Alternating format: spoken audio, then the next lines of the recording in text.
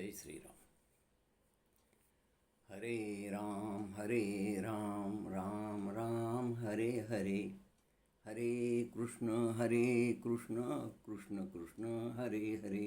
हरे राम राम राम हरे हरे. हरे कृष्ण कृष्ण कृष्ण हरे हरे. हरे राम राम राम हरे हरे. हरे कृष्ण कृष्ण कृष्ण हरे हरे. हरे राम राम राम हरे हरे. हरे कृष्ण कृष्ण कृष्ण हरे हरे. हरे राम राम राम हरे हरे. हरे कृष्ण कृष्ण कृष्ण हरे हरे. हरे राम राम राम हरे हरे. हरे कृष्ण कृष्ण कृष्ण हरे हरे. बोला पुंडलिक वरदा हरी विठ्ठल श्री ज्ञानदेव तुकाराम. पंढरीनाथ भगवान की जय. मौली ज्ञानेश्वर महाराज की जय. जगद्गुरु संत तुकाराम महाराज की जय. जय जय रघुवीर समर्थ. वक्रतुंड महाकाय सूर्यकोटी समप्रभ. निर्विघ्नं कुरु मे देव. सर्वकार्येषु सर्वदा. सर्वमंगलमांगल्ये शिवे सर्वार्थसाधिके. शरण्ये त्र्यंबके गौरी नारायणी नमस्तुते. गुरुर्ब्रह्मा गुरुर्विष्णू गुरुर्देवो महेश्वरा. गुरुर्साक्षात् परब्रह्म तस्मै श्री गुरुवे नमः. जयाचा जगी जन्म नामार्थ झाला. जयाने सदा वास नामात केला. जयाच्या मुखी सर्वदा नाम कीर्ती. नमस्कार त्या ब्रह्मचैतन्य मूर्ती. जरी जरी वनिधेनू आठवी वत्स नित्य. जननी करी कामे बालका पाची चित्त. तदुपरी गुरुमाये लेकुरा ठेवी प्रेम. श्री सद्गुरु रामानंद तुम्हा प्रणाम. आहे तू जननी मदी न कळे. अज्ञान मी लेकरू. घाली गे मध प्रेम पाखर सदा. दूरी नको गे धरू. प्रेमे वाहत मुक्त कंठ करुणी. नाही दुजे बंधन. प्रल्हादा गुरुराजया निज तुम्हा. माझे असो वंदन. जय जय रघुवीर समर्थ. अनंत कोटी ब्रह्मांड नायक राजाधिराज सच्चिदानंद सद्गुरु श्री ब्रह्मचैतन्य रामानंद प्रल्हाद महाराज की जय. जय जय रघुवीर समर्थ. ओम परमात्मने नमः. तेजस्वी व्यासपीठ आणि तुम्ही समोर बसलेले सारे श्रोतेगण, तुमच्या हृदयस्थ श्रीराम प्रभूला वंदन करून आजच्या शिवेकडे आपण ओढूया. आज प्रल्हाद महाराजांचा 132वा जन्मोत्सव आणि त्यानिमित्ताने आपल्या या उपासना मंडळानं मला जी संधी दिली महाराजांच्या चरित्राच्या सेवेची, त्याबद्दल मी या मंदिराचा आणि उपासना मंडळाचा ऋणी राहील. मागच्या वेळेस गुरुपौर्णिमेला आपण मला बोलवलं होतं. मी 21 समासित दासबोधावर बोललो होतो. हा 21 समासित दासबोध म्हणजे प्रल्हाद महाराजांची वाङ्मय मूर्ती, हे मी सांगितलं होतं. या ग्रंथात समर्थांनी जे काही सांगितलं आहे, जो काही शुद्ध परमार्थ वर्णन केलेला आहे, तो प्रल्हाद महाराजांच्या जीवनामध्ये जशाला तसा पाहायला मिळतो. याच्यावर आपण चिंतन केलं होतं. आज जेव्हा या उत्सवाच्या निमित्ताने मी आता मंदिरात आलो, हनुमंतरायासमोर नतमस्तक झालो. मला एक या ठिकाणी मंदिरात मूर्तीकडे पाहताच एक प्रचंड तेज, प्रचंड ऊर्जाशक्ती आणि पॉझिटिव्ह व्ह्यूज असल्याचा भास झाला. या ठिकाणी संपूर्ण मंदिरामध्ये सकारात्मक वलय, सात्विक स्पंदन जाणवतात. कशाचा परिणाम हा सारा या ठिकाणी असलेल्या उपासनेचा प्रभाव आहे. इथे निश्चित साक्षात महाराज आहेत. परब्रह्म या ठिकाणी निश्चित आहे. महाराजांना नमस्कार केला मी, हनुमंतरायाला नमस्कार केला आणि विचार केला. म्हटलं महाराज, मागच्याच गुरुपौर्णिमेला 21 समाशी दासबोधावर बोललो होतो. आज आता तुम्हीच सुचवा. कारण आज तुमच्या चरित्रावर बोलायचं म्हणजे तुमचं चरित्र म्हणजे गंगोह आहे, गंगोह, गंगेचा ओघ आहे. किती अफाट चरित्र आहे. आणि त्यावर काय बोलून काय नाही बोलू, माझी फार मनस्थिती विचित्र झाली महाराज. अशाच कुठला श्लोक घेऊ जो या चरित्राला समर्पक राहील. कारण हे महाराजांचे चरित्र सामान्य नाही, ते असामान्य चरित्र आहे. आणि असं म्हटल्याबरोबर मला तिथेच क्लिक झालं, एक श्लोक आठवला. तोच मी इथं प्रवचनाला घेणार आहे आज. काय आठवलं मला? सदा देव काजी झिजे देह ज्याचा, सदा देव काजी झिजे देह ज्याचा, सदा रामनामे वदे नित्य वाचा, सदा रामनामे वदे नित्य वाचा, स्वधर्मेची चाले सदा उत्तमाचा, जगी धन्य तो दास सर्वोत्तमाचा. श्लोक आठवला. आणि श्लोक आठवल्यानंतर म्हटलं या श्लोकावर बोलू. आता हा जो श्लोक आहे, समर्थांचं साहित्य, मग दासबोध असो, आत्माराम असो, मनाचे श्लोक असो, त्यांनी जे काही लिहिलेलं साहित्य असेल, 21 समाशी दासबोध, मोठा दासबोध, या सगळ्या ग्रंथांचं वैशिष्ट्य अत्यंत सोपे शब्दामध्ये सगळं वर्णन केले. धुंडून पाहिलं त्याच्यामध्ये एक अवघड शब्द सापडत नाही. 700 वर्षापूर्वी लिहिलेली ज्ञानेश्वरी थोडी तुम्हाला समजायला कठीण जाईल, पण समर्थाचा दासबोध समजायला अत्यंत सोपा आहे, साधा आहे. आणि म्हणून यात विचार करून जर पाहिलं तर कुठला एखादा शब्द अवघड सापडतो का? काहीच नाही. आता सदा हा शब्द माहिती आहे, देव माहिती आहे, काजी म्हणजे कार्यासाठी हे माहिती आहे. मग म्हणतो थोडा झिजे शब्द आहे का? आणि धन्य. मग झिजे शब्द आपण केव्हा वापरतो? आणि झिजेसारखा एक अजून एक शब्द आहे बघा, खंगणे. अर्थ समजा म्हणून सांगतो. अर्थ असा आहे, सदा देवाच्या काजासाठी कार्यासाठी ज्यांचा देह झिजतो, जे सदैव रामनामाचंच चिंतन करतात, ज्यांच्या मुखातून सदैव रामनामच येतं, सदा रामनामे वदे नित्य वाचा, सदैव रामनाम त्यांच्या मुखातून येतं. आणि स्वधर्माप्रमाणे चालतात, ते धर्माचं पालन करतात. स्वधर्मेची चाले सदा उत्तमाचा. आणि असा सदैव स्वधर्मानं चालणारा, देवाच्या कार्यासाठी देह झिजवणारा, अखंड नामस्मरण करणारा, अशाला धन्य म्हटलेले. जगी धन्य तो दास सर्वोत्तमाचा. आता झिजणे आणि दुसरा शब्द मी तुम्हाला सांगितलं, खंगणे. झिजत माणूस केव्हा? जेव्हा देव कार्यासाठी, समाजाच्या कार्यासाठी, जगाच्या कल्याणासाठी आपण आपला देह कष्ट होतो, तेव्हा त्याला देह झिजवणे म्हणतात. पण स्वतःच्या स्वार्थासाठी लोकांच्या मुंड्या मोडवणं, माया जमवणं, स्वार्थ साधणं, याच्यासाठी जो देह कष्टवल्या जातो त्याला खंगणे म्हणतात. म्हणून महाराजात खंगणं नव्हतं, महाराजांचं देह झिजवणं होता. त्यांनी देवाच्या कार्यासाठी आणि तुम्हा आम्हाला शिष्यांना रामनामाला लावण्यासाठी, म्हणजे जगाच्या कल्याणासाठी आपलं संपूर्ण कार्य म्हणजे देह झिजविलेलं आहे. आणि म्हणून अशांनाच धन्य म्हटलेलं आहे. धन्य याचा अर्थ काय? हे धन शब्दापासून झालेलं आहे. धन म्हणजे पूर्वीच्या काळी काय की थोडाफार पैसा मिळाला की समाजाला सुख लाभला असं वाटायचं, म्हणजे गैरसमज होत होता. मग त्या धन शब्दातून धन्यता. धन्यता कोणाला कोण असतो धन्य, किंवा धन्यता कोणाला प्राप्त होती? जो स्वतःचा देह देवाच्या कार्यासाठी झिजवतो, जो सतत मुखातून भगवंताचंच नाम घेतो, आणि जो स्वतःच्या धर्माचं आचरण करतो, धर्माप्रमाणेच चालतो, त्याच्या जीवनात धन्यता प्राप्त होत असते बघा.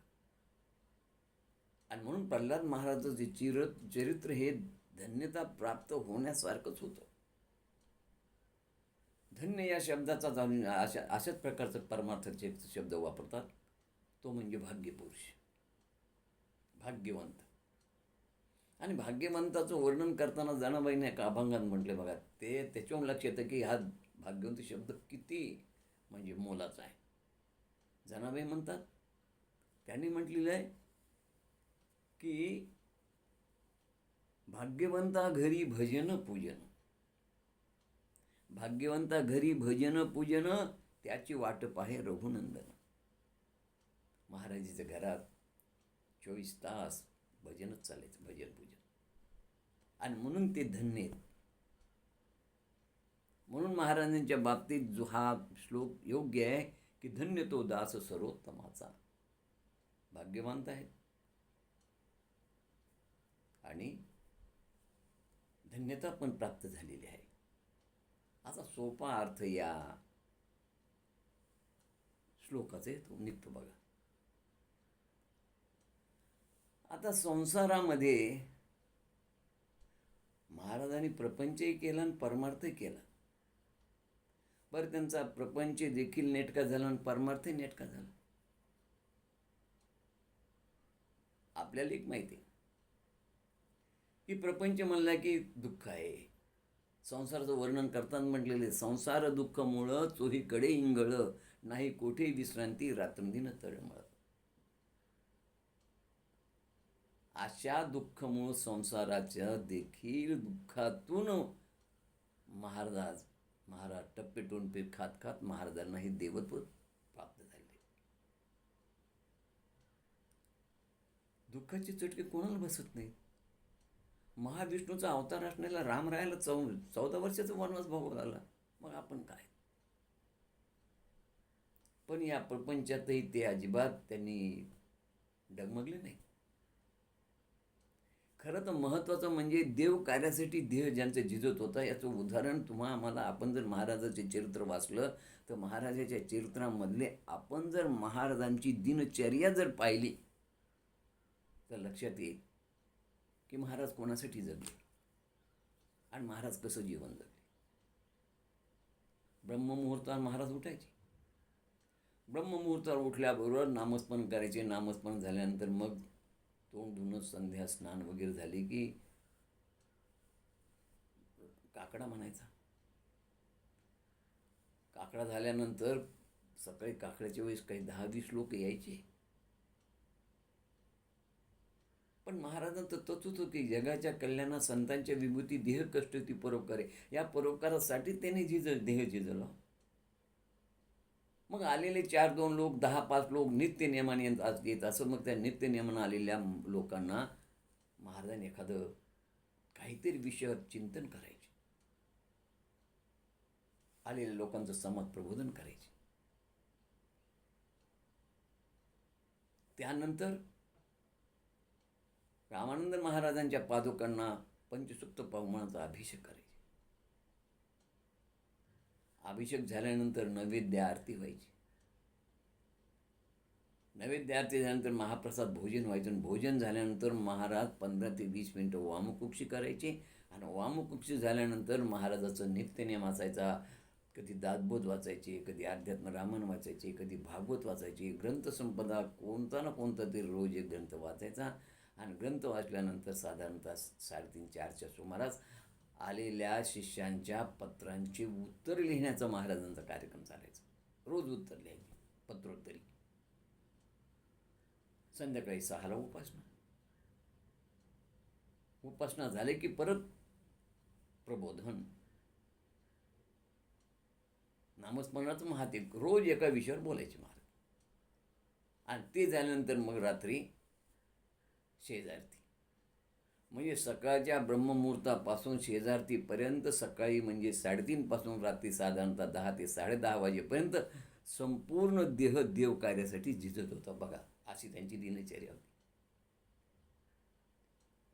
आणि 24 तास सतत नामस्मरण होतं. महाराजांसारखे जे सत्पुरुष, जे संत आहेत,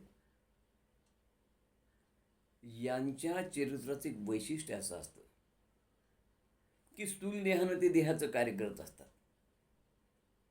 पण आतमधला जो सूक्ष्म देह आहे, या सूक्ष्म देहानं ते भगवंताचं कार्य करत असतात. म्हणजे स्थूल देहानं हाताने जे काही कार्य करता येईल ते प्रापंचिक कार्य करायचं, पायानं प्रापंचिक कार्यासाठी बाहेर जाणं, काही आणणं वगैरे वगैरे, ह्या देहप्रपंचाचा दास आहे महाराज. आणि त्या प्रपंचाचं काम करू द्यायचं ते त्या देहाला. पण अंतर्मनामध्ये मात्र सदैव रामरायाचं चिंतन चालायचं.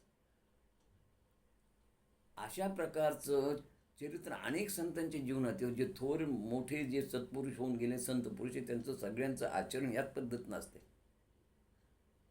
गोरा कुंभाराचं चरित्र बघा, त्यांनी त्यांच्या चरित्रामध्ये तर लिहूनच ठेवलं आहे. त्यांचा अभंगच आहे.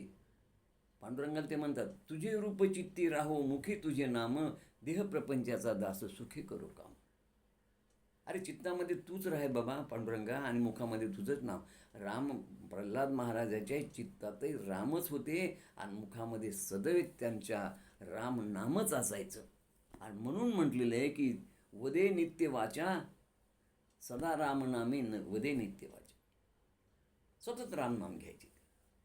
म्हणजे सूक्ष्म देहानं ते कार्य करायचे आणि स्थूल देहानं बाहेरचं प्रपंचाचं कार्य करायचे. असं डबल कार्य त्यांच्या जीवनात चालत होतं.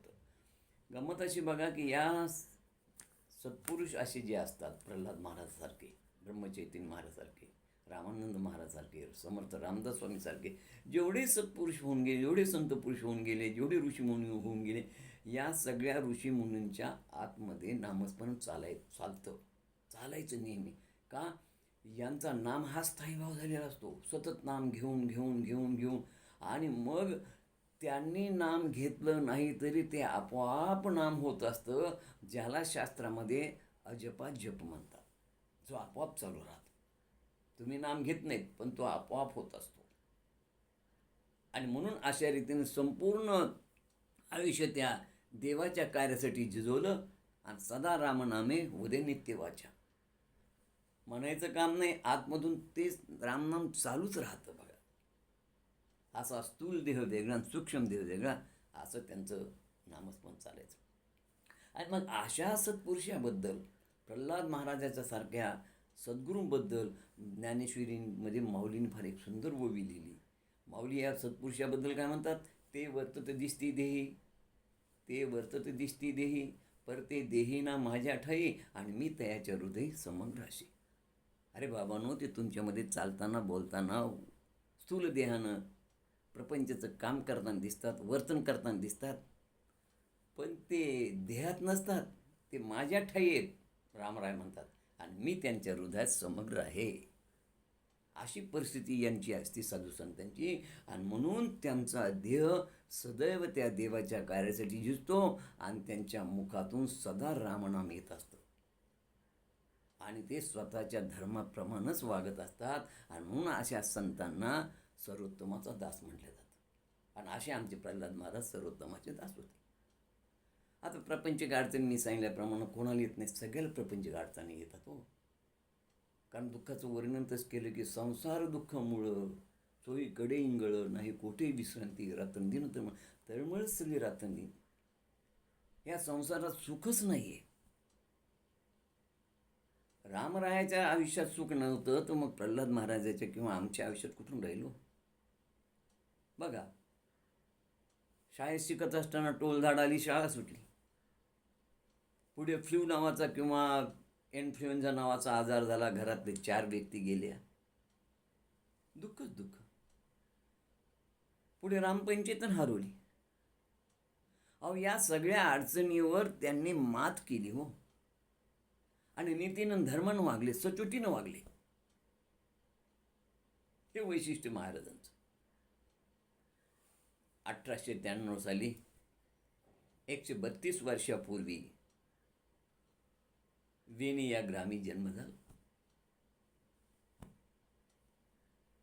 आजोळे महाराजांचं प्राथमिक शिक्षण साखरखेड्यात झालं.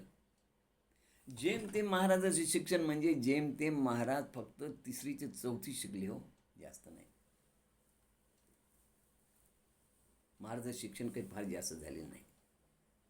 4थीला त्यांना शाळा सोडावी लागली. म्हणजे खरं 3री पासच, 4थीची परीक्षा, बोर्डाची परीक्षा द्यायचं काम नाही पडलं. कारण काय झालं की त्या वर्षी पूर्ण भारतामध्ये टोळधाड आली होती. टोळ आणि धाड म्हणजे टोळांचा समुदाय. आणि तो टोळांचा समुदाय आल्यानंतर त्या टोळांनी काय करावं की शेतामध्ये जायचं आणि शेतकऱ्याच्या शेतामधलं धान्य फस्त करायचं. त्यावेळेस काही फवारणीची औषधं वगैरे निघालेली नव्हती, काही नाही. मग सरकार परेशान झालं, शेतकरी परेशान झाले. सरकारने एक परिपत्रक काढलं, सर्क्युलर काढलं, GR काढला आणि तो प्रत्येक शाळेला पाठवला. शाळेतल्या शिक्षकांनी आपल्या मुलांना शेतात घेऊन जायचं आणि त्या सगळ्या मुलांनी टोळ मारायचे. गावातल्या टोळांचा बंदोबस्त गावातल्या शाळेतल्या विद्यार्थ्यांनी गुरुजींनी करायचा. दंडेगुरुजी होती शिकवायला. मग दंडेगुरुजीनं नोटीस काढली, सगळ्यांना म्हणले उद्या आपल्याला चला म्हणले टोळ मारण्यासाठी जायचं आहे. पण वर्गामध्ये प्रल्हाद महाराजांनी विरोध केला. प्रल्हाद महाराज म्हणले त्या टोळांना मारणं म्हणजे अपराधी म्हणाले. मी नाही म्हणले टोळ मारण्यासाठी येणार म्हणाले. कारण हे टोळ मारणं म्हणणे योग्य नाही म्हणाले. आणि प्रल्हाद महाराजांनी त्यासाठी विरोध केला. ते म्हणाले गुरुजी, बरं दंडेगुरुजींना हे माहीत होतं की प्रल्हाद महाराजांची प्रखर बुद्धिमत्ता आणि जन्मत असते ज्ञान, याचं त्यांना म्हणजे लक्षात आलं होतं. कारण जे जे शिकवावे त्याशी तेथे आधीच ठावीत आहे. अशी काय शिकवतील दंडेगुरुजी? महाराज म्हणाले गुरुजी, शास्त्र सांगतं जे जे भेटे भूत ते मानिजे भगवंत. मग असं असताना त्या प्राण्यांचा काय अपराध आहे, त्याला आपण का मारायचं? खातो तो धान्य खातो. आणि धान्य कोणाचे गुरुजी? धान्य देणारे तो रामाचे. त्या रामाचं तो धान्य खातो. 84 लाख योनीच्या प्रत्येकामध्ये हा रामरूपानं हा आत्माराम आहे. तो भगवंत प्रत्येक योनीमध्ये आहे. तसा तो तुम्हाला टोळामध्ये भासत नाही, दिसत नाही. मला ते त्या टोळामध्ये राम दिसतो. माझं मत आहे गुरुजी, खानेवाला राम, खिलानेवाला राम तो मेरा क्या काम. मी नाही येणार. शिक्षणापासून मुकावं लागलं, शाळा सुटली आणि त्यानंतर पुढचं आध्यात्मिक शिक्षण त्यांनी सखाजी शास्त्र शुक्लकडे घेतलं. शालेय शिक्षण 4थीपर्यंत संपलं. नंतर मग 1910ला प्रल्हाद महाराजांना रामानंद महाराजांना अनुग्रह दिला.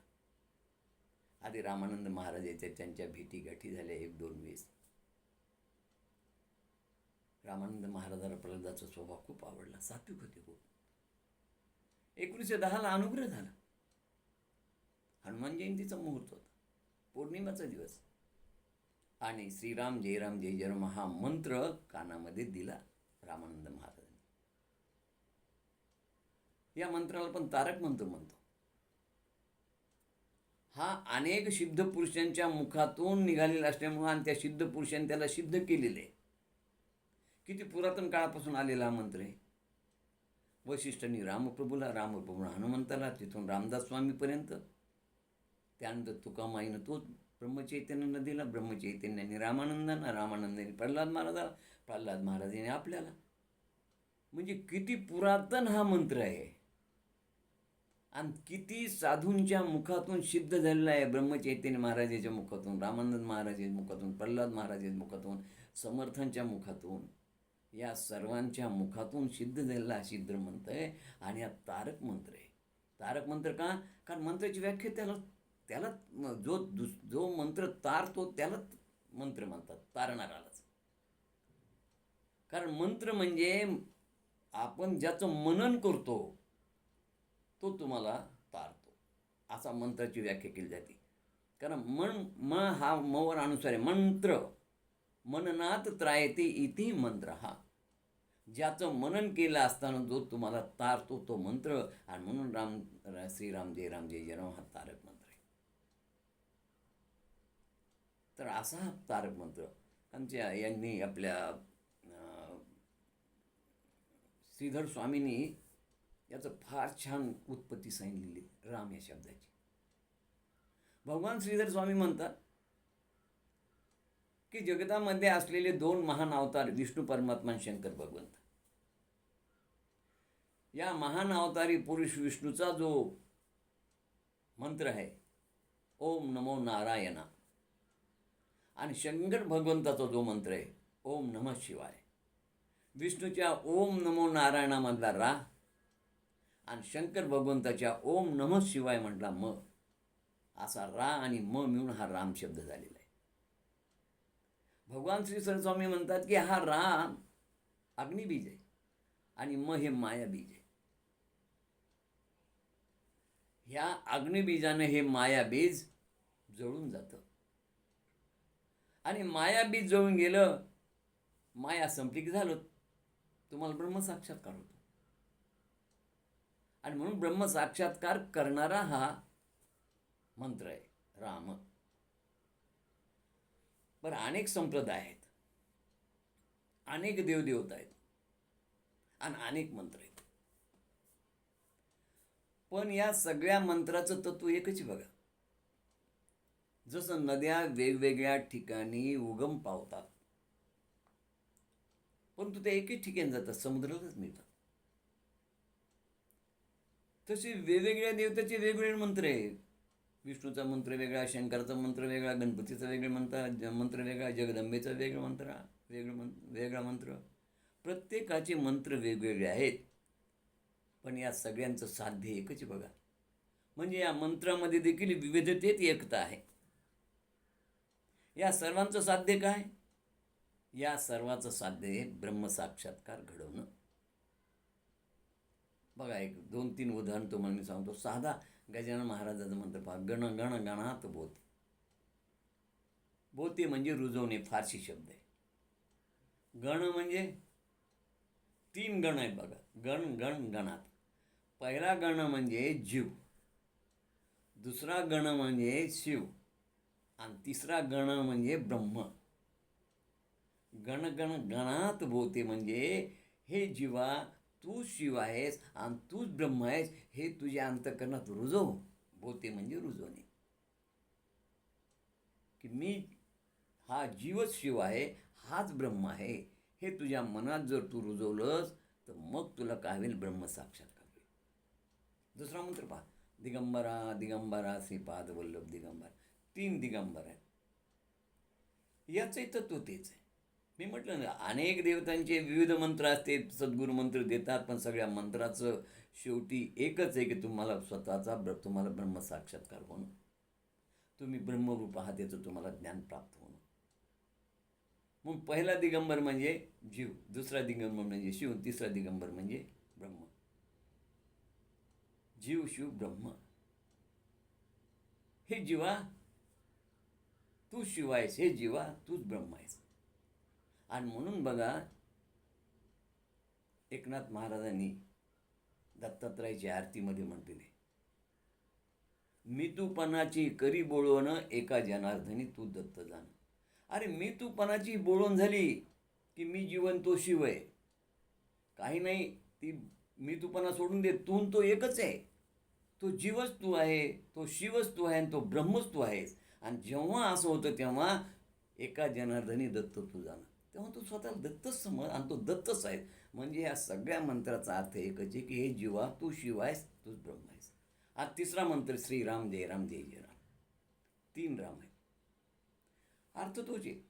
पहिला राम म्हणजे जीव, हे जीवा तू शिव आहेस, तूच ब्रह्म आहेस. पण काही विद्वान म्हणतात नाही ना, म्हणजे 3 राम होऊन गेले म्हणजे भूताला. एक म्हणाले परशुराम होऊन गेला, जमदग्निपुत्र, दुसरा म्हणाले दाशरथी पुत्र श्रीराम आणि तिसरा म्हणाले वासुदेवाचा पुत्र बलराम. तर हे 3 नाम आहेत. ठीक आहे, तिन्ही नाम जरी असले, त्यांचे रूप वेगवेगळे असले, तरी पण त्यांचं स्वरूप एक आहे हे लक्षात घ्या. जमदग्नीचा पुत्र असणारा तो राम, तोही ब्रह्म आहे. त्या दशरथाचा पुत्र असणारा राम, तोही ब्रह्म आहे. आणि बलराम हाही ब्रह्म आहे. तिन्ही ब्रह्मस्वरूप आहेत, तिन्ही ब्रह्मसाक्षात्कार आहेत. म्हणून हे जीवा तू शिव आहेस आणि तूच ब्रह्म आहेस, हा त्याचा अर्थ या ठिकाणी होतो बघा. आणि म्हणून नामस्मरणामध्ये तुम्हाला ब्रह्मसाक्षात्कार होणं हे फार महत्त्वाचं आहे. त्याच्याकरता हे सगळं नामस्मरण आहे. एक तर गंमत अशी बघा, कबीरदासच्या चरित्रामध्ये कबीरदाजी अनुग्रह घेतला आणि नामस्मरण करत होते.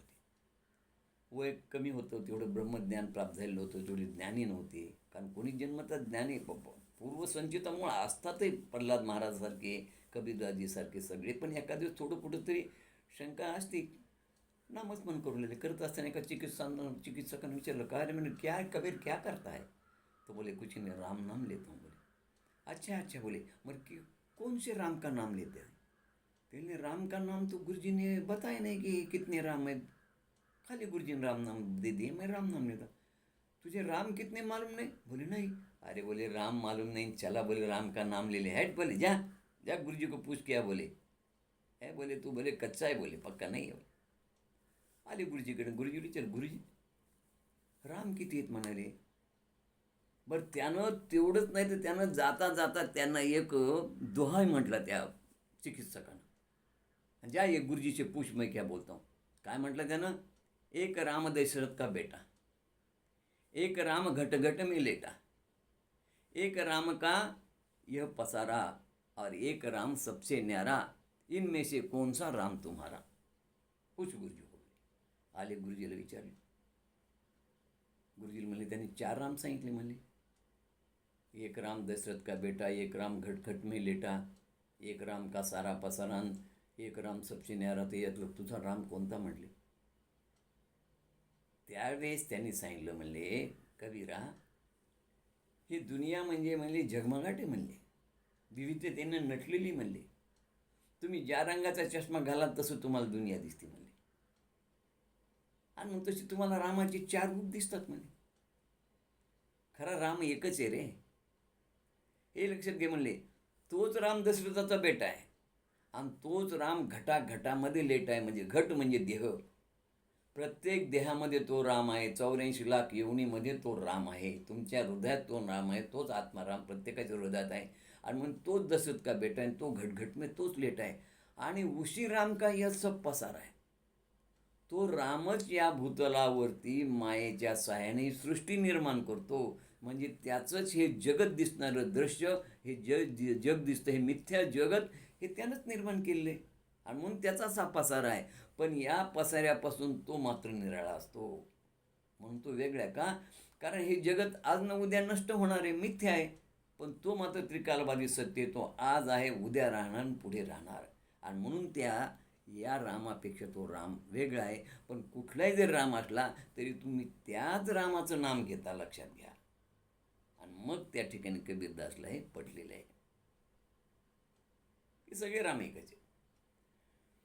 आता म्हणून आपल्याला जे साधू संत सद्गुरू नामाचा आग्रह करतात, नामस्मरण करा, नामस्मरण करा.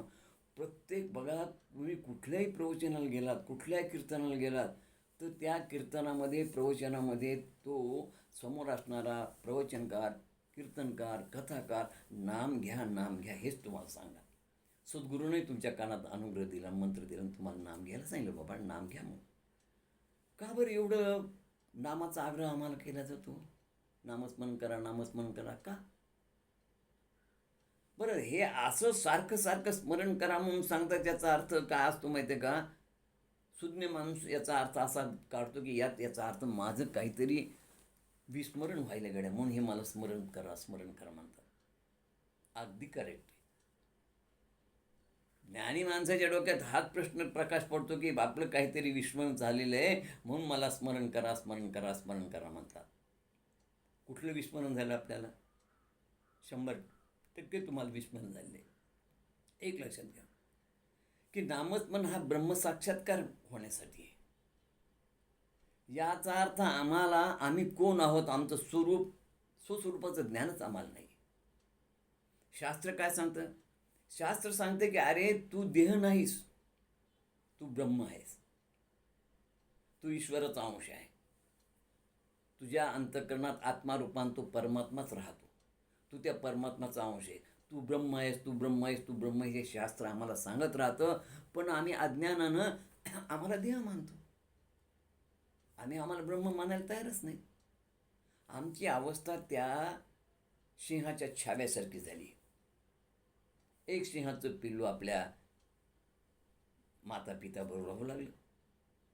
मादी सिंह आणि मादी नराबरोबर राहत असताना अचानक ते काय झालं की चुकलं, आणि चुकल्यानंतर डोंगरावरून खाली उतरून आलं तर खाली एक मेंढ्या पाळत होता. हे सिंहाचं पिल्लू आई वडील न सापडल्यामुळे त्या मेंढ्यामध्ये गेलं. पण त्यांना माहीतच नाही आई कुठे, वडील कुठे आहेत, आपण कुठे राहतो, काही नाही. मग त्या मेंढ्याबरोबर राहू लागलं. बरेच दिवस राहिलं ते. मग ते मेंढ्यासारखं ब्या करायचं, मेंढ्यासारखं म्या करायचं, आणि त्या मेंढ्यासारखंच जे ते गवतही खायचं, ग्रास. पुढे ज्यावेळेस सिंहन त्याची ती मादी सिंहन त्याला पाहत असताना, फिरत असताना त्याने उंचून एका पर्वतावरून पाहिलं की खाली मेंढ्या चरत आहेत, आणि त्या मेंढ्यामध्ये आपलं सिंहाचं पिल्लू आहे, आपलं पिल्लू आहे. म्हणून त्यानं मोठ्यानं वरतून आवाज केला जोरात. जसा त्याचा आवाज पाहिला की त्या धनगरासह सगळ्या मेंढ्या पळून गेल्या, फक्त सिंहाचं पिल्लू पळालं. मग त्यांनी जवळ त्या सिंहाला समजावून सांगितलं, अरे तू म्या काय करतो, तू ब्या काय करतो, तू काही बकरी नाहीस, तू काही मेंढी नाहीस म्हणाले, तू सिंहाचा छावा आहेस, तू सिंह आहेस म्हणाले. तू तुझं स्वरूप विसरलास आणि त्यांच्यासारखं गवत खायला आणि त्यांच्यासारखं म्याम्यान ब्या करायलास म्हणाले. तुला तू कोण आहे माहिती आहे का म्हणाले. चल म्हणाले, मी तुला तुझं स्वरूप दाखवतो. तू त्या मेंढ्यांना पाहिलंस, त्या कशा आहे ते माहिती आहे तुला. आता तू मला बघ आणि तुझं स्वरूप तुला दाखवतो. असं म्हणून त्याने एका खाली सरोवर होतं, त्या नितळ सरोवरावर नेलं, आणि त्या सिंहाने त्या सरोवरामधल्या आपल्या छायेला पाहिल्यानंतर त्याच्या लक्षात आलं की माझ्यामध्ये आणि यांच्यामध्ये सेम टू सेम आम्ही सारखेच आहोत, काही फरक नाही. पण त्या मेंढ्या शेळ्या माझ्यापेक्षा वेगळ्या होत्या. आणि मग त्याला स्वस्वरूपाचं ज्ञान झालं. तसंच सद्गुरू तुम्हा आम्हाला स्वस्वरूपाचं ज्ञान करून देतात. अरे बाबा, नामस्मरण करा, नामस्मरण करा. तुम्हाला विस्मरण झालं आहे, तुम्ही तुमचं स्वरूप विसरलात, पण या नामस्मरणानं तुम्हाला तुमचं स्वरूप कळलं आणि तुम्हाला ब्रह्मसाक्षात्कार होईल. तुम्ही ब्रह्म आहात याकरता नामस्मरण आहे. ते आम्हाला आमच्या स्वरूपाचं विस्मरण झाले, आणि म्हणून या नामस्मरणाच्या सहाय्यानं मनुष्य मग देहबुद्धी सोडतो, आणि देहबुद्धी सोडून आत्मबुद्धीकडे जातो, आणि आत्मबुद्धीकडे जाऊन त्याला ब्रह्मसाक्षात्कार होत असतो. त्याच्याकरता नामस्मरण आहे. बरं, याच्यामागे शास्त्र फार मोठं. सगळे शास्त्र काय सांगतात? शंकराचार्यांनी काय सांगितलं, व्यासांनी काय सांगितलं श्रीमद भागवतामध्ये. व्यास तेच सांगतात, शंकराचार्य तेच सांगतात, शास्त्र तेच सांगतं की ब्रह्म सत्य जगत मिथ्या आणि जीव हो ब्रह्मा. ब्रह्म सत्य जगत मिथ्या आणि जीव हा ब्रह्म आहे, हे शास्त्र सांगतं. पण आम्ही त्याला मानतच नाही, कारण आमच्यावर असे संस्कार झाले की तू देह आहेस, तू देह आहेस, तू देह आहेस, त्या सिंहाच्या पिलासारखे. आणि म्हणून मग जेव्हा एखाद्या सद्गुरूने सांगितल्यानंतर त्यांचं जर तुमची तत्त्वज्ञान ऐकलं, तर मग तुम्हाला वाटतं की खरंच मी देह नाही, मी ईश्वराचा अंश आहे. आणि तो ईश्वराचा अंश असल्याचं विस्मरण तुला झालं, आणि म्हणून तुला बाबा हे नामस्मरण करायला सतत सांगितलं. या नामस्मरणाचा परिणाम काय होतो की तू जीवा, तू शिव आहेस, तूच ब्रह्म आहेस, असं करून मला ब्रह्मसाक्षात्कार व्हावा आणि मी देहबुद्धीतून आत्मबुद्धीकडे जावं, हा त्याच्या मागचा हेतू आहे. आता चारी वेद हे सांगतात. ऋग्वेद सांगतो, काय सांगतो, प्रज्ञान ब्रह्म, जीव हा ब्रह्म आहे. अथर्ववेद सांगतो अयम आत्मा ब्रह्म, तुझा आत्मा ब्रह्म आहे. सामवेद सांगतो तत्वमसी, ते ब्रह्म तू आहेस. यजुर्वेद सांगतो अहम ब्रह्मास्मी, हे यजुर्वेदात तत्व आहे, मी ब्रह्म आहे. मग असे सगळे चारी वेद जर तुम्हाला ब्रह्म म्हणत असतील, सांगत असतील, साधू संत सद्गुरू जर तुम्हाला ब्रह्म मानत असतील, आणि तू ब्रह्म आहे सांगत असतील, आणि तुला तुझा ब्रह्म साक्षात्कार व्हावा म्हणून तुला हे नामस्मरण ते दिले बघा त्याने. आणि म्हणून हे नामस्मरण घ्यावं आणि चिंतन करावं. एक तुम्हाला गंमत सांगतो महाराजाच्या जीवनातली. आपल्याला माहिती आहे की स्टेथोस्कोपच्या सहाय्यानं महाराजांना अकोल्याला त्या डॉक्टरांनी तपासलं होतं, एका वैद्यांनी तपासलं होतं, पोट दुखू लागलं म्हणून, आणि स्टेथोस्कोप लावले. त्या स्टेथोस्कोपमधून श्रीराम जय राम जय जय राम असा आवाज यायचा. म्हणजे त्यांना नाडीचं स्पंदन न ऐकता आत्मदर्शनाचा साक्षात्कार होऊ लागला डॉक्टरला आणि वैद्यांनाही. हां, रामधुनीच ऐकायला यायची. कारण त्यांच्या त्या नाडीचं अखंड दिव्य चिंतन रामनामाचं व्हायचं. म्हणजे महाराजाच्या रोमारोमात राम भरलेला होता. त्यांच्या नसानसामध्ये हाडी मांशी रक्तामध्ये देखील नाम भिनलेलं होतं. आणि म्हणून असे स्पंदन ऐकू येत होते आणि आत्मसाक्षात्कारचं दर्शन होत होतं बघा. का? कारण सदा रामनामे वदे नित्य वाचा, सतत रामनाम होतं. रामनाम स्थायिक भाव झाला होता. म्हणून हे चमत्कार नव्हता. आणि महाराज चमत्कार मुळीच करत नव्हते. असा ध्वनी ब्रह्मचैतन्य महाराजाचा पंजा तुम्ही कानाला लावले, कानाला ऐकू येत होता. ब्रह्मचैतन्य महाराजाचे शिष्य ब्रह्मानंद महाराज एकदा प्रसादासाठी कोणतरी खवा दिला होता म्हणून साखर घालून त्याचे असे पेढे करत असताना त्यांनी तो पेढा गोळा केला आणि गोळा करून त्याच्या हातावर हात मारला. मारल्यावर तो चिपटा झाला त्याच्यावर रामच उमटला. म्हणजे त्यांच्या हातातून राम येत होतं. जनाबाईच्या गोऱ्या पांडुरंग म्हणतो त्या कानाला लावली की चोखोबाचे हाडे विठ्ठल म्हणत होते. हे चमत्कार मुळीच नव्हते. याच्या मागे फार मोठे एक तत्त्वज्ञान आहे, लॉजिक आहे, विज्ञान आहे. आज तुम्ही जरी त्याप्रमाणे प्रल्हाद महाराजासारखं जर सतत उठता बसता खाता पिता नामस्मरण केलं आणि तुमचा स्थायी भाव जर नाम झाला, तुमच्या इंद्रियाला जर नामस्मरणाचं वळण पडलं तर दोन फायदे होतील. एक तर तुमच्या त्या याच्या स्टेथोस्कोप लावलं की तुमच्याही हृदयातून श्रीराम जयराम जय जयराम हा नाम ऐकायला येईल. आणि मरताना मुखातून नाम आले की सायुज्य मुक्ती होईल. आता याचा विचार आमच्याकडे कोणी नाही केला बघा, की का नाम येत असेल. नुसतं महाराजाच्या शरीरातून नाम येतं, महाराजाच्या शरीरातून नाम येतं. आपण त्याचं थोडं कधी विचार केला? आम्ही कधीच विचार केला नाही. परंतु जेव्हा संतांचं चरित्र शास्त्र आपले या पाश्चात्य लोकांनी वाचले आणि त्याने जेव्हा ऐकलं की बा त्या चोखोबाच्या हाडातून पांडुरंग येत होतं, हे कसं येत होतं याच्यावर आम्ही नाही विचार केला. की आमच्या महाराजाच्या त्या स्टेथोस्कोप लावल्यानंतर श्रीराम जयराम जयराम कसं स्पंदन येत होते हे आम्ही नाही विचार, पण त्यानं त्याच्यावर विचार केला. म्हणजे आमच्या धर्माचा अभ्यास ते करतात आणि ते तिकडून मग सांगतात की असं आहे की आमचा त्याच्यावर विश्वास बसतो. एरवी आमचा बसत नाही. काय सांगितलं त्याने? बरं तो कोण आहे? तो एक सामान्य वैज्ञानिक हो. त्यांनी फार मोठी ग्रंथ लिहिली, एकच ग्रंथ लिहिला आहे, physics chemistry and human body. तो शास्त्रज्ञ आम्हाला सांगतो,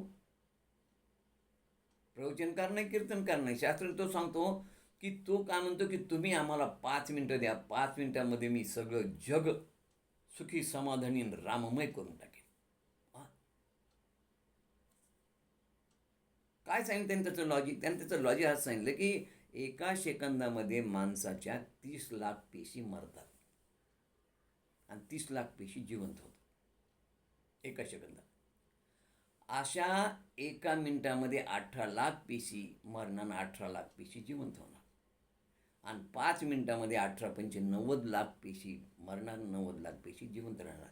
तो म्हणतो तुम्ही जर मला 5 मिनिटं नामस्मरण दिलं नित्यनेमानं रेग्युलर, तर त्या नित्यनेमानं रेग्युलरच्या नामस्मरणाच्या वेळेस ज्या पेशी जन्मतील त्या 90 कोटी पेशी ह्या सात्विक, सतेज, शक्तिशाली, पॉझिटिव्ह विचार करणारे असतील आणि निगेटिव्ह विचार करणारे पेशी मरून जातील. आणि असा तुमचा हा पेशीचा संचय समुदाय वाढल्यानंतर एक दिवस असा येईल की तुमच्या सगळ्या हाडी माशी त्या सात्विक विचारच ते खेळले जातील. हे रामनामच सगळं तुमच्या शरीरामध्ये भिनल्या जाईल आणि मग तुमच्या शरीराला स्टेथोस्कोप लावलं की त्यातून रामनाम ऐकायला येईल.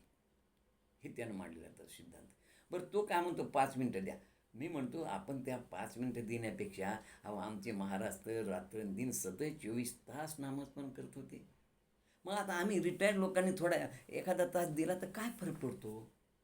मात्र एक आहे, नित्य नेम पाहिजे, ठराविक वेळ पाहिजे, शुभ्र आसन पाहिजे, आसनावर बसायला पाहिजे. आसनावर बसूनच तुम्ही एकाग्र चित्तानं अनुसंधान साधायला पाहिजे. सगळे निर्विचार, एकही विचार मनात येऊ द्यायचा नाही. आणि तुम्ही 30 मिनटं जरी तुम्ही असं नामस्मरण केलं तर तुमचं फार झालं तर 5 वर्षाच्या आत तुमच्या सगळ्या हाडी माशी हे नामस्मरण खेळल्या जाईल. आणि तुमच्याही छातीला स्टेथोस्कोप लावला की श्रीराम जय राम जय जय राम ही स्पंदन ऐकायला मिळतील नाडीची. 30 मिनटं द्यायला काय वेळ. तरी पुण्या मुंबईसारख्या लोकांना विचारलं तर ते म्हणतात आम्ही फार बिझीत, आम्हाला वेळच नाही. खरं तर 30 मिनटापेक्षानं महाराज 24 तास नामस्मरण करत जाईल. त्यांच्या इंद्रियाला ते वळणच पडलं होतं. त्यांचा स्थायीभाव नाम झाला होता म्हणून स्वतः त्यांचा अजपाजप चालत होता. असा तुम्ही जर सतत असं नामस्मरण केलं तर तो आपोआप नामस्मरण होत असतं.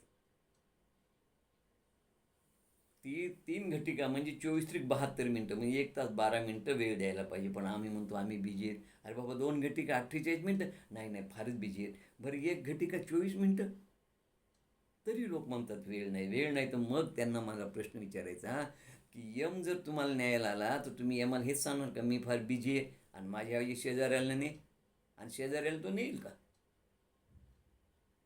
मला समर्थांचा एक श्लोक आठवतो, जो अन्न देतो उदराशी शरीर विकावे लागे बा त्याशी, आणि ज्याने घातले जन्माशी त्याशी कैसे विसरावे.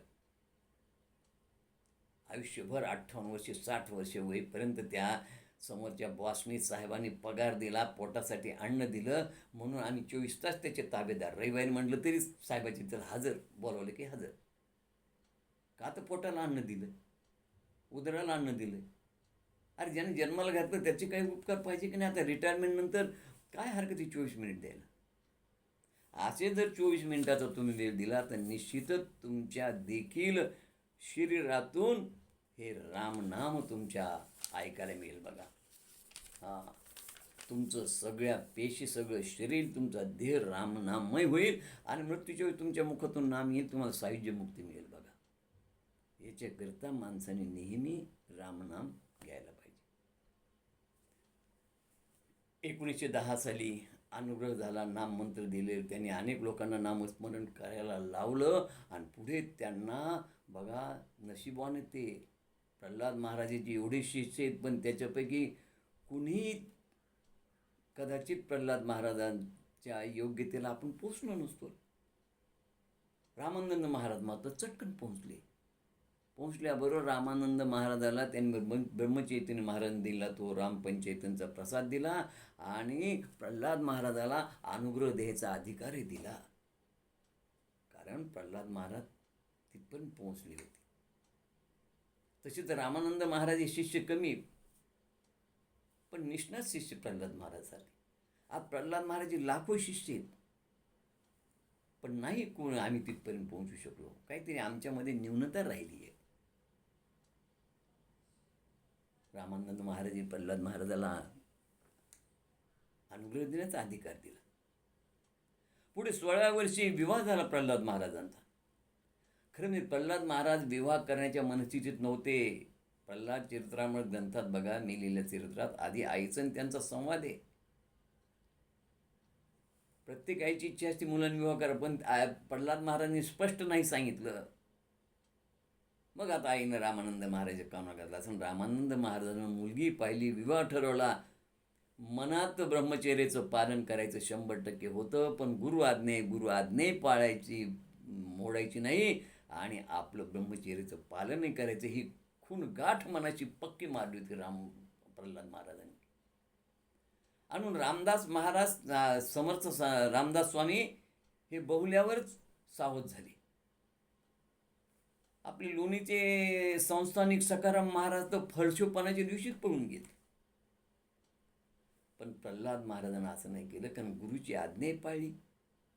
गुरुची आज्ञा पाळूनही ब्रह्मचर्याचं पालन केलं. हो, रात्र पत्नीसह रात्र काढून स्वतः विकारवश झाले नाही आणि पत्नीलाही विकारवश होऊ दिले नाही. रामनामाशिवाय दुसरा कोणता काम विचारच त्यांनी मनात येऊ दिला नाही. पहिल्या रात्री फळशोपणाच्या दिवशी जिजूमाईला ते म्हणाले, आपण एकांतात कशासाठी आलोत म्हणाले? आपण एकांतात या ठिकाणी आनंद उपभोगण्यासाठी आलोत म्हणाले. मग खरा आनंद कशात आहे म्हणाले? खरा आनंद रामनामात आहे. तूही रामनाम घे आणि मी रामनाम घेतो असं म्हणून भिंतीला टेकून बसायचे आणि रामनाम घेत बसायचे. जिजीबाई देखील बाजूला बसून रामनाम घेत बसायच्या भिंतीला एक दुसऱ्या टेकून. आपण असायचे करती तात्काळ. अशा प्रकारचं ब्रह्मचर्याचं पालन त्यांनी केलं होतं बघा. पुढे 1918 साली आश्विन महिन्यामध्ये, म्हणजे साधारणतः ऑक्टोबर महिन्यामध्ये, देशामध्ये मोठा रोग आला, महामारी, ज्याला इन्फ्लुएंझा म्हणतात, फ्लू म्हणतात.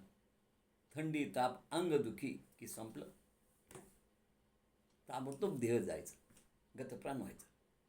जसा 1820 साली हा फ्लू झाला होता, 1918 ते 1920 साली, तसा 2020 साली कोरोना झाला ना. आता महाराजाचे चरित्र वाचलं, ते लिहिल्यामुळं त्यावेळेस कळलं की 100 वर्षापूर्वी अशा प्रकारचा महामारी झाली होती जगामध्ये. आणि त्यानंतर बरोबर 100 वर्षानंतर कोरोना झाली. नाव वेगळं, स्वरूप वेगळं, पण झालं काय? हजारो माणसं त्यावेळेस मृत्युमुखी पडले. 2020ला कोरोनामध्ये हजारो लोक मृत्युमुखी पडले. मग त्यातून एक असा अंदाज काढला मी की कदाचित दर 100 वर्षाला नियती असा काहीतरी खेळ करते आणि संतुलन, बिघडलेलं संतुलन योग्य करते, वाढलेली लोकसंख्या कमी करते. असा नियतीचा खेळ असणार. त्या फ्लूच्या काळामध्ये थंडी ताप वाढायची. ते थंडी ताप कशाने होत होती तर म्हणे उंदरामुळं आणि त्या घुशीमुळं तो प्लेग रोग होता म्हणे, तो इन्फ्लुएंझा. आणि म्हणून थंडी ताप यायची त्याच्या अंगावरच्या त्या पिशवामुळं, जंतूमुळं. म्हणून लोक घरदार सोडून रानात जाऊन राहू लागले. त्या उलट 100 वर्षानंतर झालं. कोरोनाच्या काळात घरदार न सोडता क्वारंटाईन व्हायचं आणि घरातच बसून राहायचं. त्याच्या उलट परिस्थिती होती. पण दोन्ही रोग भयंकर. अहो, त्या काळात त्या महामारीनंतर काय केलं, त्यावेळेस लोक मरू लागले हो. त्या महामारीला कोणी लहान नाही, थोर नाही, सहान नाही, काही नाही. कोणाच्या घरचं लहानसं मुलगा जावं, कोणाच्या घरचा कुटुंब प्रमुख जायचा, असे अनेक लोक मरू लागले. लोक गाव सोडून रानात जाऊन राहू लागले. आणि प्रल्हाद महाराजांच्या घरामधले देखील एका 8 दिवसामध्ये 8 दिवसात 4 माणसं गेली हो. एकाची तिरडी ठेवली की दुसऱ्याची बांधायला सुरुवात करायची, अशी परिस्थिती ती बघा. वडील बंधू बाबाजी, पिताश्री मुकुंदांना, मोठ्या वहिनी यमुनाबाई आणि लहाना भाऊ गोपाळांना 4 लोक गेले. महाराज मात्र स्थितप्रज्ञ. कारण महाराज हे स्वयंपरब्रह्म होते, सच्चिदानंद रूप होते. त्यांना हे सगळं उपजत ज्ञान होतं. त्यांना हे सगळं माहीत होतं की मी या ठिकाणी या रामनामाचं कार्य करण्यासाठी नाम अवतारी पुरुष म्हणून जन्माला आलो. माझं कार्य समाजाला, लोकांना नाम कार्याला लावायचं, राम कार्याला लावायचं. आणि म्हणून या ठिकाणी मला या देहानं मी इथं आलो असलो तर मी देह नाही.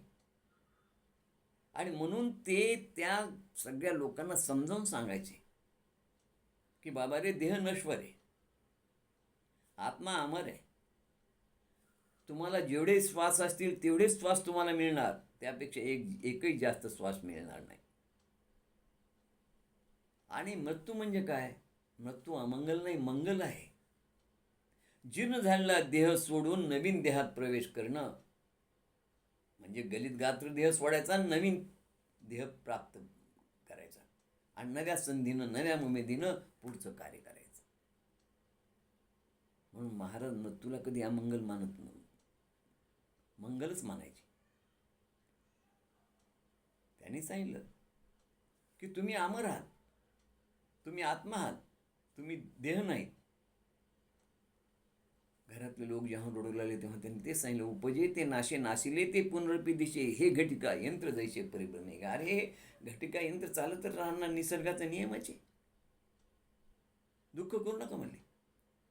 या चौघांच्या जीवनाचं कल्याण झालं. यांना यानंतरचा याच्यापेक्षा चांगला जन्म मिळाला आहे. तुम्ही त्याचं दुःख करू नका. सगळ्या लोकांनी समजावून सांगितलं. लोकांना सांगितलं, आता म्हणाले तुम्ही सगळ्यांनी आपापल्या घरी जाण, तुम्ही नित्यनेमानं तुमची उपासना घरी करा आणि 15 दिवसानंतर मग आपण भेटू म्हणाले. कोणाला रडू दिलं नाही, कोणीही रडलं नाही. सगळे आपापल्या घरी गेले म्हणाले, अरे बापरे, त्यांच्या घरातले भाऊ गेले, वडील गेले, वहिनी गेल्या, हे सगळे गेले असताना महाराज रडले नाहीत, मग आपण कसं रडायचं म्हणले. महाराज रडले नाही, त्यांनी कोणाला रडू दिलं नाही. आपणा सारिथिक हे करती तात्काळ, नाही काळ वेळ जायला लागेल. कारण ब्रह्मज्ञानाचा पुतळा होते प्रल्हाद महाराज, त्यांना सगळं ज्ञान होतं. पुढे 3 महिन्यानंतरच 14 जानेवारी 1920 गुरु आज्ञेनं ग्रहदान केलं. गुरु आज्ञेने सर्व वस्तूसह करिशी गृहदान, अनासक्तीची ही पहिली, जना पटविली ही पहिली खूण. अनासक्तीची पहिली खूण. पण महाराजाला मुळातच महाराज जे ते वैराग्य वृत्तीचे होते. मुळातच त्यांच्यामध्ये आसक्ती नव्हती, अनासक्तीच होती. कारण त्यांना हे ज्ञान होतं की हा संसार मिथ्या आहे. या जगात जे काही दिसतं ते सगळं जे ते मिथ्या आहे, ते टिकणारं नाही आहे आणि ते शाश्वत सुख देणारं नाही. मग अशा या संसाराबद्दल, या जगातल्या वस्तूबद्दल, या जगातल्या विषयाबद्दल आपण कशाला आसक्ती ठेवायची. आणि म्हणून महाराजासारखे जे थोर पुरुष असतात, ज्ञानी पुरुष असतात, ते अशा वस्तूबद्दल आसक्ती ठेवतच नसतात. ही अनासक्ती त्यांच्यामध्ये होती आणि म्हणून त्यांनी 14 जानेवारीला ग्रहदान केलं बघा. वैराग्यवृत्तीची ते त्यांच्यामध्ये. नंतर मग 1923 साली गावामध्ये अण्णासाहेब देशपांडेंच्या मुलाचा विवाह ठरला होता. अण्णासाहेब देशपांडेंनी महाराजांना खूप आग्रह केला. त्यावेळेस विवाह बैलगाड्यानं जायचे. भोजला नावाचं गाव, त्या भोजला नावाच्या गावात जायचे होते. तिथली मुलगी होती. महाराजांनी आग्रह केला. महाराज तयार झाले. महाराज अशा कार्याला जात होते, प्रत्येक ठिकाणी नामस्मरणाचा प्रसार करायचे प्रत्येकाच्या ठिकाणी. महाराजांसाठी स्वतंत्र व्यवस्थेची डमणी होती. डमणी म्हणजे एक छोटासा छकडा, छानपैकी त्याला सावली वगैरेसाठी बांधलेली, एकच त्याच्यामध्ये बसणारे आणि एक चालवणारा, अशी छोटीशी स्पेशल गाडी. डमणीनं महाराज गेले. येताना काय झालं की ते महाराजांची पंचायतन हरवलीने जी गोंदवलेकर महाराजांनी रामानंदाला दिली होती, रामानंदांनी ती प्रल्हाद महाराजाला दिली होती. आपल्या गुरुनं दिलेली भेट आहे. आणि त्यांचा नित्यनेम होता की त्या रामपंचायतांचा अभिषेक केल्याशिवाय, त्याचं तीर्थ घेतल्याशिवाय ते भोजन करत नव्हते. आणि त्या डमणीतून ती कुठे पडली, हरवली. हरवल्यानंतर त्यांना खूप दुःख झालं. माझ्या गुरुनं दिलेली भेट होती, माझ्या गुरुला ब्रह्मचैतन्याने दिलेली ती भेट होती म्हणे रामपंचायत. अरे तो राम नाही तर माझा प्राण होता, प्रत्यक्ष राम होता, असं ते म्हणत होते. आणि त्यांच्या तीर्थशिवाय मी जेवण करणारच नाही. 3 दिवस झाले होते. महाराज अन्न पाण्याविना होते. अनेक शिष्यमंडळी जमली. ही बातमी कळल्याबरोबर गावोगावी लोक शोध घेऊ लागले. गावोगावी त्या लोकांच्या जथ्थेची जथ्थे दिंडीमध्ये रूपांतर झाले. आणि या गावाहून त्या गावाला, त्या गावाहून त्या गावाला लोक जाऊ लागले. काही लोकांबरोबर प्रल्हाद महाराज देखील होते.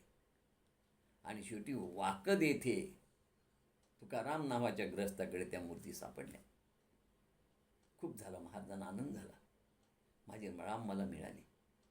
मग नंतर त्यांनी घरी जाऊन त्याचा अभिषेक केला, तीर्थ घेतलं, मग भोजन केलं. पण 3 दिवस महाराज मात्र बिना अन्ना पाण्याची होती. एवढी त्यांची सद्गुरू श्रद्धा होती, त्या मूर्तीवर प्रीती होती. सद्गुरूची श्रद्धा, मूर्तीवरची प्रीती आणि प्रयत्नाची पराकाष्ठा, म्हणून महाराजांना मूर्ती सापडल्या बघा. असं श्री महाराजांचं चरित्र काय, किती किती अथांगण, काय काय सांगा. एकदा मला महाराजांचं भागवत ऐकायचं पण संधी मिळाली देऊळगाव माळीला. कारण मी 1973ला गुरुमंत्र घेतलेला. काय त्या बोलण्यामध्ये, कथा सांगताना सहज बोलणं, काय तर म्हण, किती हिताचं बोलणं असायचं. महाराज छान उद्बोधन करायचे हो. अहो, त्या कथेपेक्षा त्या कथेमधलं तत्त्वज्ञान लोकांना पटवून द्यायचे. त्यांच्या 3च गोष्टी महत्त्वाच्या होत्या. एक तर अन्नदान, धर्माचं आचरण आणि रामनाम. या भागवतामधून त्या ह्या 3च गोष्टीवरती भर द्यायचे. संपलं. अन्नदानाचं महत्त्व, नामाचं महत्त्व आणि आचरण कसं करायचं महत्त्व. त्यांचे स्पेशल असे काही खास विषय असायचे. ध्रुवाचं चरित्र सांगताना नामस्मरणामुळे ध्रुवाला आढळपद मिळालं. आसुर कुळातला प्रल्हाद देखील नामस्मरणानंच तरला गेला. प्राणी योनीतला गजेंद्र देखील नामस्मरणानंच मुक्त झाला. आणि शंकरांनी ज्यावेळेस त्या समुद्रमंथनातून विष प्राशन केलं होतं, ते विष देखील हलाहल अमृतात नाहलं ते नामस्मरणामुळंच. म्हणजे प्रत्येक कथा हीचं महत्त्व सांगताना ते ती कथा नामस्मरणावर नेऊनच ते तत्त्व सांगायचे. आजामेळबाबत बोलताना फारच सुंदर सांगायचे. ते सांगायचे कथा कमी पण त्याचं तत्त्व नाही. आजामेळ दुष्ट होता, दुर्गुणी होता, दुराचारी होता, आणि मृत्यूच्या वेळी त्यानं ते नाम घेतलं आणि त्यामुळे त्याला सायुज्य मुक्ती मिळाली. आजामेळसारखा प्राणी दुष्ट असताना उद्धरला, पण महाराज त्याची फार महत्त्वाची खोच सांगायची. ते सांगायचे कथेतलं माणसाने सार घ्यावं, असार सोडून द्यावं. काही लोक असं समजतात की आजामेळनं दुष्ट दुर्गुणी दुराचारी असताना मृत्यूच्या वेळी फक्त एकदा नाम घेतलं आणि एक वेळ नाम घेतल्यानंतर तो उद्धरून गेला. पण आजामेळ अपवाद आहे. आजामेळसारखं तुम्ही जर नाम घेऊन उद्धरून जाल म्हणाल तर होऊ शकत नाही. महाराज सांगायचे. महाराज सांगायचे मृत्यूच्या वेळची परिस्थिती काय आहे कठोपनिषेधामध्ये वाचा. त्याच्यामध्ये नचिकेताचा आणि यमराजाचा संवाद आहे. त्यातून लक्षात येतं की मृत्यूच्या वेळी माणसाला हजारो विंचू चावल्याचं दुःख होतं. मृत्यूच्या वेळी वात पित्त कफ याचा जोर वाढतो. मनुष्य भ्रमिष्ठासारखा बडबड करतो आणि त्याला समोर यमदूत दिसत असतात. त्यामुळे तो घाबरतो, त्याला भीती वाटते, त्याला दुखत असतं आणि विंचू चावल्याचं दुःख होत असतं. मग अशा परिस्थितीत त्याच्या मुखाला नाम कधी येणार? येणारच नाही. आणि जर असं तुम्हाला नाम मुखातून यायचं असेल तर त्याकरता सतत नामाचा सराव करायला पाहिजे. उठता बसता खाता पिता समर्थाने सांगितल्याप्रमाणे सतत नाम घ्यायला पाहिजे आणि ते नाम तुमचा स्थायी भाव व्हायला पाहिजे. असा नाम स्थायी भाव झाल्यानंतर मृत्यूच्या वेळी मुखातून नाम येऊ शकतं. पण त्याकरता तेवढं तुम्हाला त्या इंद्रियाला ते वळण पडलं पाहिजे, तेवढी नामाची तुमचा सराव झाला पाहिजे. उठता बसता सतत सदैव तुमचं रामनाम मुखातून यायला पाहिजे, तर मृत्यूच्या वेळी नाम येईल, नाही ते एरवी येत नाही. महाराज एक त्या महात्मा गांधीचे फार सुंदर दृष्टांत सांगायचे. ते म्हणले एकदा म्हणाले महात्मा गांधी याला चालले होते म्हणजे आफ्रिकेला, आणि जहाजातून जात असताना कॅप्टनने जाहीर केली जहाज बुडण्याची वेळ झाली. लगेच लोकांनी ते जॅकेट असतात अंगामध्ये लाल रंगाचे लाईफ जॅकेट वाचण्यासाठी पट्टे बांधले, राम राम राम सुरू केलं, रामनाम. त्यांनी जाहीर केलं की हे धोका टळलेला आहे. लगेच दुसऱ्या दिवशी परत त्यांनी जाहीर केलं नाव बुडण्याची भीती आहे म्हणून, की लोकांनी परत आपले सेल्फ जॅकेट घातले, पट्टे लावले आणि रामनाम सुरू केले. तिसऱ्या दिवशी परत तेच. मग महात्मा गांधी जाऊन बोलले, म्हणाले तुम्ही काय चेष्टा करता? म्हणाले लोक घाबरायलेत ना, काय लावले? त्याने सांगितलं महात्माजी हे जहाज एकदा बुडणार आहे म्हणले, आम्हाला माहिती आहे म्हणाले. मग हे जहाज बुडण्याच्या वेळी आमचे जे प्रशिक्षित खलाशी आहेत, हे खलाशी हे जहाज बुडण्याच्या वेळी या जहाजावर असणाऱ्या प्राण्यांचे मनुष्यांचे देह वाचवण्यासाठी ती साधन सामुग्री थांबून ठेवतात की नाही हे आम्हाला पाहावं लागतं म्हणाले, त्या तेवढ्या मिनिटामध्ये तेवढ्या वेळामध्ये. आणि त्याचा आम्हाला सतत सराव घ्यावा लागतो. का तर ज्यावेळेस खरं जहाज बुडेल त्यावेळेस या जहाजावरची प्राणहानी होऊ नये हा आमचा हेतू आहे म्हणाले. आणि म्हणून महाराज यानंतर सांगायचे सगळ्या जमलेल्या लोकांना, म्हणाले बाबांनो एक लक्षात घ्या, तुमच्या आमच्या जीवनाचं जहाजही एक दिवस बुडणारच आहे. मग हे बुडताना आम्ही हा भवसागर तरुण पार व्हावा असं जर वाटत असेल तर जशी ते खलाशी सराव करतं ते तसा तुम्ही उठता बसता खाता पिता समर्थाने सांगितल्याप्रमाणे रामनामाचा सराव करा.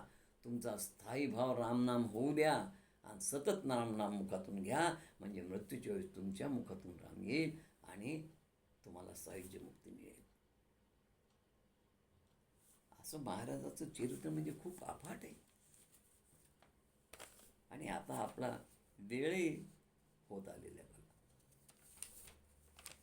म्हणून आपण त्या जन्ममुहूर्ताकडे जाऊया. काय बघा की सत्पुरुषाच्या जन्मासाठी कुलशुद्धी, वंशशुद्धी आणि पुण्यवान घराणं लागतं. नामदेव महाराजांनी गुरु ग्रंथ साहेबमध्ये एक अभंग लिहिला आहे. सिंह जसे प्रति पर्वती नाही, कस्तुरी मृगू वनोवणी कैचे, तेवी सद्गुरु साहब संत महंत घरोघरी कैचे. सिंह जसे प्रत्येक पर्वतात नसतात, प्रत्येक मृगाच्या नाभीमध्ये कस्तुरी नसतो, तसे संत महंत घरोघरी जन्म घेत नाहीत. सत्पुरुषाच्या जन्मासाठी कुळशुद्धी, वंशशुद्धी आणि पुण्यवान घराणं लागतं, आचरण शुद्ध लागतं, नेमस्त घराणं लागतं. या साखरखेर्डा ग्रामामध्ये काळे घराणे म्हणजे शोभिवंत होतं, सात्विक होतं, उदार होतं, नेमस्त होतं आणि त्यांचा नित्य नियम असायचा. रामनामात सगळं घराणं सदा रामनामे वदे नित्य वाचे अशा परिस्थितीनं होता. आणि म्हणून दया, क्षमा, शांती तेथे संतांची वस्ती. आणि म्हणून प्रल्हाद महाराज अशा ठिकाणी प्रकटले. बघा, अशा पावनकुळी त्याकरता प्रल्हाद महाराजाचा जन्म झाला आहे. आपल्याला माहिती आहे रामाने कुठे जन्म घेतला? दशरथाने पुण्य केलं कोट्यानुकोटी म्हणून जन्म आले राम. बघा, काळे घराण्यामध्ये 4 पिढ्यापासून अग्निहोत्र होतं. मातृकुळामध्ये विठ्ठल भक्ती होती. शुद्ध बीजापोटी फळे रसाळ गोमटी म्हणून मुकुंद गंगा पोटी प्रल्हाद जन्मले. 4 पिढ्यापासून पुण्याचा वारसा होता.